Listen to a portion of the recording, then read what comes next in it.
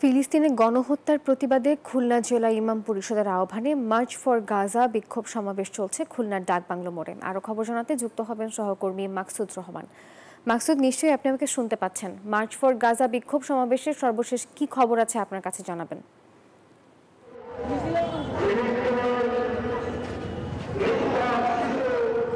জি ধন্যবাদ নাফিসা। আমরা এই মুহূর্তে খুলনার ডাকবাংলো মোড়ে অবস্থান করছি। জেলা ইমাম পরিষদ আহ্বানে ফিলিস্তিনে যে গণহত্যা হচ্ছে তার প্রতিবাদে জেলা ইমাম পরিষদ আহ্বানে আজকে বিক্ষোভ সমাবেশ, এবং এই বিক্ষোভ সমাবেশ থেকে মিছিল শুরু হবে।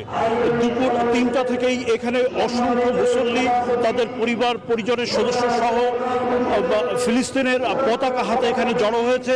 আমরা যদি একটু দেখাই আপনাকে, যে ডাকবাংলা থেকে শুরু করে প্রায় 1 কিলোমিটার ফেরিঘাট পর্যন্ত লোকে লোকারণ্য হয়ে গেছে। মুসল্লিরা মাথায় টুপি নিয়ে এসছেন। বান্ডেল থাকলে প্রতি সেনমানিতে টাকা বাঁচবে। বিকাশ সেনমানি বান্ডেল কিনে জিতুন প্রতি লেনদেনে।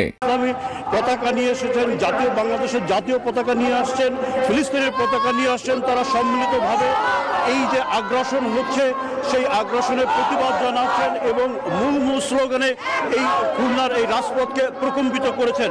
আমরা যদি একজন মুসল্লির সাথে কথা বলতে চাই যে কেন আপনারা আজকে এখানে সমবেত হয়েছেন, কি উদ্দেশ্যে আপনি এখানে সমবেত হয়েছেন, আজকে কি সংগ্রামী ও সাথী বন্ধুগণ, ইমাম পরিষদের পক্ষ থেকে খুলনা জেলা থেকে যে আয়োজন করা হয়েছে, এখানে আমাদের একটাই দাবি, একটাই আমাদের আবেদন জাতিসংঘের কাছে, যেন জাতিসংঘ এই বিষয়ের পরে যে ফিলিস্তিনে যে নির্মমভাবে শিশু এবং মানুষদেরকে হত্যা করা হচ্ছে, এটার প্রতিবাদের জন্য, এটাকে প্রতিহত করার জন্য শুনছিলেন যে আসলে ইমানি দায়িত্ব নিয়ে সবাই এসেছেন।